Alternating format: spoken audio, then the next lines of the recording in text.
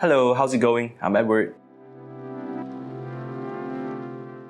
And I created this channel just to talk about personal finance and finances in general. I personally think that people in my age or in my surroundings aren't talking about finances enough. I personally think that it's a very important step in life. Basically, to share my experience, opinions, and thoughts on various topics in finances throughout earning an income to being financially independent. So I'm 23 and I've been financially independent for 2 years or so. I'm currently staying on my own and handling the adulting life, I guess. So I'm a diploma graduate and I started handling a small business in the social media field with my partners about 4 years or so. And just before we start this video, I'm not a financial advisor or any sort of professional. I'm here to share my experience and hopefully provide and share value. So I hope you'll be able to like this video and also subscribe to the channel, and let's talk about it. So I want to start my channel with talking about something that's very important to me personally. So it's 5 money mistakes that I've made and also to avoid in your 20s. Money mistake number 1, not getting a credit card sooner. I know this may come off as the weird one, as being the first one that I want to talk about, but it's really what I stand for. Before the year 2020, all I was using was cash and debit cards. It actually sounds dumb to me right now, in a way that I think I should have got it a lot sooner. I think it comes from my family where people would go into credit card debts, and that made me super scared of getting one. From earning an income to owning a business, the first thing that I always want to avoid is getting a credit card until last year. Credit card debt will actually lead you to a very bad credit score, where it actually made it very difficult for you to finance a house, car, and a lot more difficulties. So naturally, when I started earning an income, the first thing I want to avoid is the credit card, to not have a bad credit score. But there's actually a very easy way of using a credit card effectively. I did not come to a realization where credit cards can be used responsibly to create a very good credit score. Doing it in a way that's actually super easy, keeping the utilization low, pay off your balance every month, and also set it on auto pay just to not miss any payments, because it does affect your credit score. With this utilization and using it responsibly, actually it comes with a lot of benefits like cashback, travel credits, and there's so much more. Number 2, buying useless luxuries in a way where you upgrade your life so much and you don't know how to stop it. I mean it, but you do have to stop it in a way, just stop it. We buy these useless luxuries in a way that we would want to impress other people in our surroundings, like a rack of clothing, that Gucci wallet, that Gucci belt.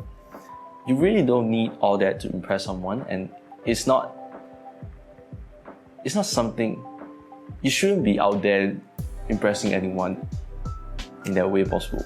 Getting things that I don't need, like 12 pairs of sneakers, a rack of clothing, and useless technology that I never use, it's basically a waste of money. Next would be getting a car just to impress people around me. That's costing me around $3,000 a year on maintenance. And if that's invested in 10 years time at, let's say, 7% annual return, it will be $5,901 that I've lost. I've lost it. Or we can talk about dating or food, but we definitely spend a lot on, and also time that we're never going to get back, because it went into my stomach and came out immediately. Yeah, just kidding, but in such a way. Next will be an emergency fund. So this is actually super important. I think when we're in the 20s, we think that nothing will really happen to us and we totally neglect the idea of having an emergency fund. It's totally important to have one, where life throws you a ton of crap out of nowhere and you have to cover it out with your own expenses, like my $3,000 maintenance on my car that I didn't know of, or like any emergency situations like a car crash, you lose your job, or your business plans fail, so you have something to fall on for a short while. Who really knows, right? Things will just happen out of sudden. Having an emergency fund basically makes sure that you will not go into debt just because something urgent happened and you do not know how to cover it up. And usually people will go into debt to cover these emergency situations. But if you do have an emergency fund, you will be able to use it and it's easily accessible, so to cover it up as soon as possible, and you will not be able to go into debt.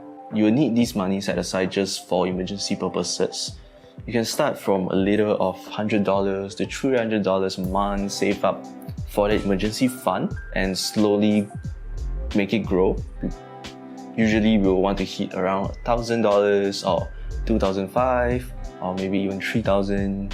It depends on your situation as well, so do make your own research on your own budgeting and what kind of situations would you have. So doing it as soon as possible would help in a way that you would be able to accumulate more money into that emergency fund. Then you will be a lot more stable and ready when emergency situations came up. Fourth one is not setting a budget on your expenses, like not at all. That's what I did. It causes a whole lot of confusion and on like, where is my money going every month or every single year or even every single day? I'm not sure where did my money go. So without a budget, you will not know where you're heading financially.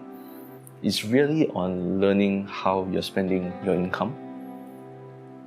I basically made a lot of mistakes on these where I could just go out and get another pair of sneakers, get another piece of clothing, or get 3 tattoos at one time without any thought financially, and until to a point where I realized I do not have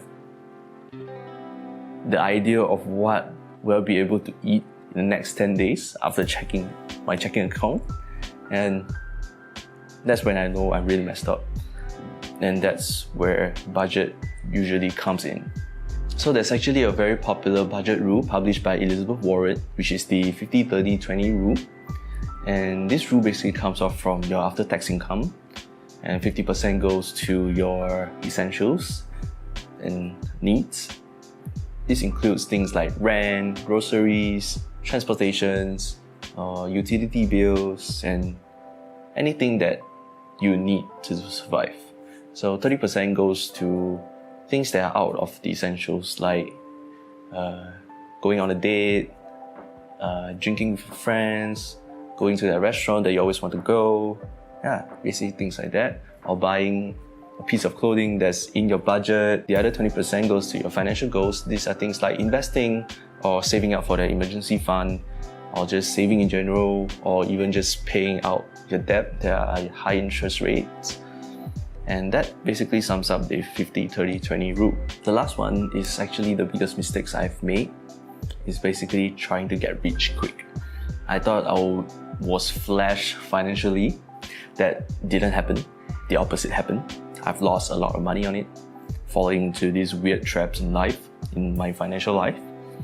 I thought I could have just joined a group of trading professionals and get that 500% gain on my options trade.